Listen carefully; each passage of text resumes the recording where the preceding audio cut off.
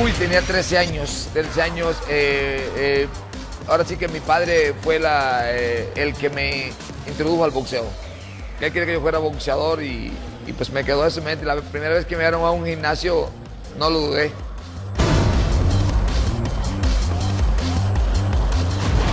En Colombia siempre fui aficionado de la América de Cali. Llego a México, que es mi segundo país, y encuentro toda América y le voy a las Águilas de la América. Aunque ahorita van en los últimos lugares, pero soy americanista de corazón. Toda la música. La música sí me gusta, toda la música. Obviamente en Colombia, mi música favorita es el vallenato. La música de Colombia, el vallenato. Aquí en México me gusta toda la música. La música ranchera me gusta. Toda la música me gusta.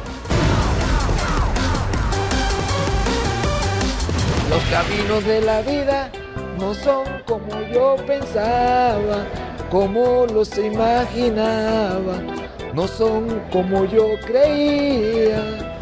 Los caminos de la vida son muy difíciles de andarse, difícil de caminarse.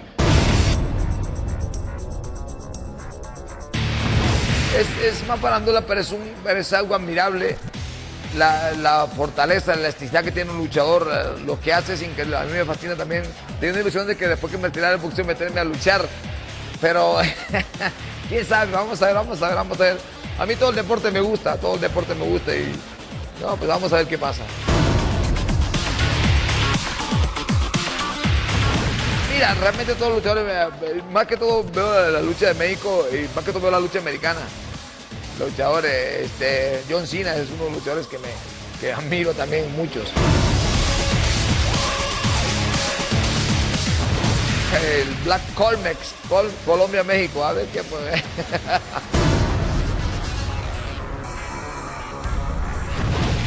Jugué en aquellos mis tiempos, el Family, el Mario Bros, que aprendí a jugar, pero lo demás no me gusta jugar.